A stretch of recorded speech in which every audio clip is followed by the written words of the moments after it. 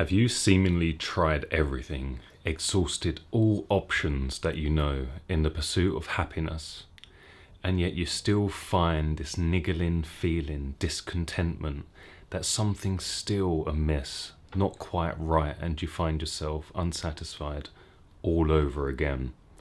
Perhaps you've changed job, country, even continent or relationship, and yet you still find that none of these really shifted or allowed you to find what you were searching for. If this applies to you or feels applicable in some way, we're going to explore this idea through a psycho-spiritual perspective, and we're going to explore it through the context of this book here. Belonging. And predominantly through the tension and idea of belonging and false belonging. And it is this aspect of false belonging that is not only the understanding and kind of gateway into the suffering, but also the key as an indicator and an idea of how to free yourself from this pattern and to hopefully work your way towards more belonging and more sense of wholeness in yourself. So in order to understand how we ended up in this estrangement and sense of uncontentment in ourselves, we have to, unsurprisingly, from a psychological perspective, we have to go back to the origins, the nucleus, in childhood. And particularly one thing that happened, it might not have been a singular event per se, although sometimes there is something we do, I don't want to get ahead of myself too much, but there can be something we do, a promise we make to ourselves, which becomes a core belief. But it can also be a sequence of events through time that gradually estranges ourselves from ourselves even further. So the thing I'm talking about here is the Faustian bargain, the pact with the devil, or you could say the contract that you made with your family in order to belong. But the small print is, it's a false belonging. Because if you have to estrange, discard, abandon part of yourself in order to belong, you're not truly belonging as you are. So if I pull a quote just to give a texture, a flavor of what it's like. We learn to live life with a limited palette of color, considered acceptable for public expression, while the darker, more vivid gradients of the human condition are stricken from the conversation. Driven into isolation, our secret grief, hidden failings, shameful desires and vulnerabilities can survive the whole length of a life in concealment, refugees even from our own view. But by dissociating from the fullness of our being, we become much more susceptible to what the poet John O'Donoghue calls the trap of false belonging. And that's the issue with signing this Faustian bargain, is it's a trap into this false belonging. And it's a kind of amnesia, because what happens when we are children is we develop what Donald Winnicott calls the false self. And this is something that happens over time in relation to the enculturational process. Our parents, essentially through what Freud called the superego, begin to educate us on what they think is culturally suitable or not. And this is going to differ from culture to culture, but as a general rule, you could say in certain fundamentalist religions, maybe sexuality is something that's not permitted, or not allowed, or has to be concealed and hidden in some way. And so the freedom of expression related to the body may become something shameful. Or maybe for men, aggressive tendencies or certain things like that have to get pushed away and repressed. For women, maybe, again, it's their sexuality or their aggression. To correct that, it would be, although in modernity, men's aggression isn't as allowed, but traditionally what it's more so looked like is men, aggression is more okay, feeling emotion, sadness, grief, not allowed. For women, aggression is something that's not allowed, typically speaking. And so these things which aren't permitted, aren't allowed, often start from external. You know, we get disciplined or we get ignored or something like that from our parents. this becomes internalized, which becomes the superego. And so we self-govern, we self-limit. And that's why I believe Freud also called it the policing function. We police ourselves, which is an interesting way of putting it, right? And so that's the beginning of this estrangement from ourselves. And why I say the word estrangement from ourselves is because these parts of ourselves get pushed into the shadow, the discarded, rejected aspects of ourselves. Not just the negative, but also sometimes the positive. Maybe, like I said, our sexuality or our creative side, ambition. And you can think about ambition as the tall poppy syndrome. You know, the poppy that grows tallest also gets cut. And so it's not just the anger, the grief, the sadness, it's also the potential, the golden shadow that gets repressed.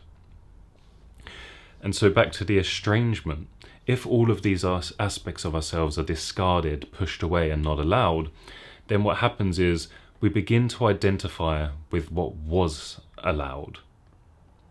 We begin to identify with maybe a good boy, a good girl, the helpful one. Maybe there's a distortion in the mother-child or father-child relationship. And so maybe, for example, there's something called emotional incest, which is essentially when the child becomes the listening ear and becomes more of the adult in the relationship, also known as parentification. I can hear myself getting ahead of myself and going into many different directions, but you're beginning to see and get an idea and a picture of how there is something that's allowed and something that's not allowed. And what happens when we act in accordance with what's not allowed is we find that we don't belong. We get exiled, disciplined, sent to our rooms, punished in some capacity. It might not be direct, but it might be indirect. We might have implicit messaging from our environment that it's not allowed. Certain faces get pulled, certain attention gets withdrawn, certain praise gets, well, it just doesn't happen. You just don't get the praise. There's an absence there, a void. And either way, you get the message, this isn't allowed, and this is allowed. And there's another quote here which begins to touch on this flavor that I'm talking about.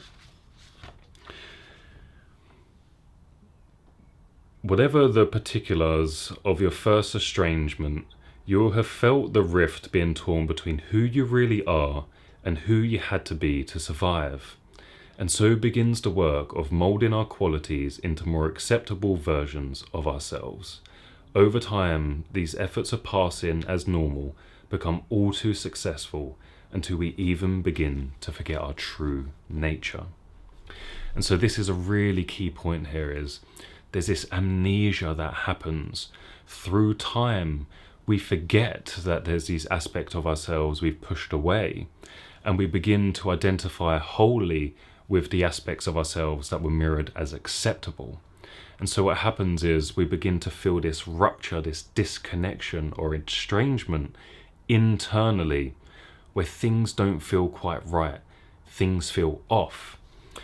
And if you think about this as an internal scaffolding within our psyche, you can begin to understand why changing the job, relationship, country, or even continent never satisfied this desire, because the inner scaffolding eventually gets projected back out onto the external circumstance. And what we're looking for is an intimate connection or recovery of these parts of ourselves that were lost, that will bring us back to wholeness. And all the time we look outside, through this vow of disconnect, we'll always remain disconnected. I'm just going to I've got a couple of, not sure if you can see that, just a couple of words on notes here. I just want to keep myself on track because I have to do that. And so one thing I want to talk about essentially is the compulsive nature, because that really is something that will help us free ourselves from this. And it becomes a kind of indicator of when we're being authentic, reaching towards true belonging, or if we're being unauthentic and betraying ourselves and going into false belonging. And so that contract we signed in childhood, we can imagine, extends as something that we do on a micro level each day, where we make a choice. Are we going to be authentic and allow ourselves to be met in true belonging, or inauthentic? Because if you think about it, if we've cultivated these personas, these certain false self aspects to meet the world for this false belonging, all of the time we act and behave from that place. We never allow ourselves to be truly seen. Maybe we hide certain opinions. Maybe we hide certain beliefs. Maybe we change and alter our expectations of other people to not disappoint ourselves or disappoint them in order to find this false belonging. So what is the key here is that compulsion. Because when we behave in this false belonging way from our persona, it happens compulsively. You may have spoken or had inner dialogue with yourself and said something like, you know what, I'm going to stand up for myself. I'm going to say that thing I want to say, or I'm going to ask for that raise, or I'm going to say that thing to my partner that I don't like that they do, or I'm going to speak to that friend, or something like that. And you notice, you go to do it, or that transgression of your boundary happens again, and you find that particular type of behavior hijacks you immediately. Maybe you go into a fawn response, you become a people pleaser. You went in there with this kind of warrior attitude that you're going to stand up for yourself, and then you find yourself pleasing them. And so that's an indicator, because it's compulsive.